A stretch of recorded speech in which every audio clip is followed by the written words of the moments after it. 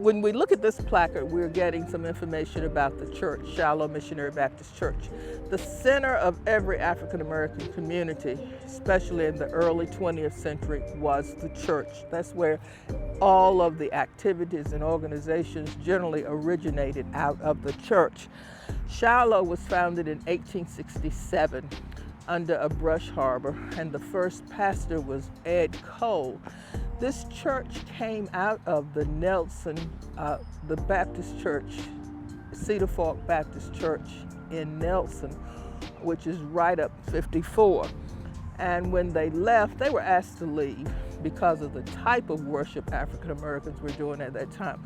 We were vivacious in our service, and they were more structured in what they did. And so finally we were just asked to leave, and so this church was founded. They served under a brush harbor until around 1873, when the first church was actually built here on the grounds. Our church has gone through 4 renovations since the founding of it, and you simply see it. So all the activities that we did took place here.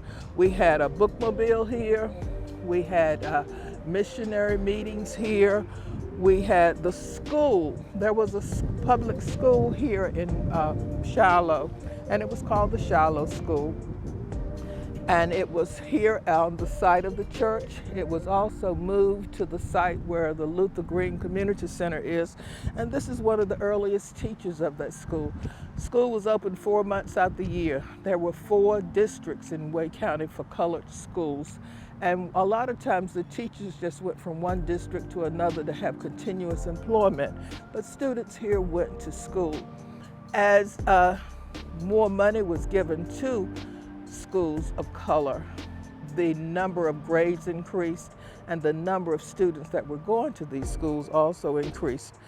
The one person that we tend to recognize more than anyone else in terms of the foundations of this community and this church is Jim Dunston. And here's a picture of him. Jim is the only person buried on the grounds of the church. It is said when he died in 1925 that over 5,000 people attended his funeral. Now, I don't know how you imagine 5,000 people out here, and how far they had to come, but that's just how he was honored throughout the state of North Carolina. But this is our church.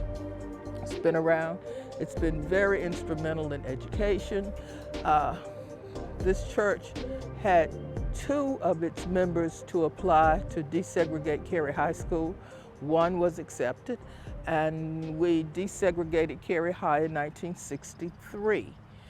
There were 6 black girls that went to that school in '63, and one of them came out of this community. This is where we had the NAACP. The church was also a member of the NAACP, and the meetings were held here. The branch that you had here consisted of Morrisville and Cary. Now I think the branch in Wake County is Apex and Raleigh, but this was the site of the NAACP up until the mid-1980s. But this is the church. Lots of activities going on here, and still today it's very functioning all throughout all these years. That's it, I'm proof.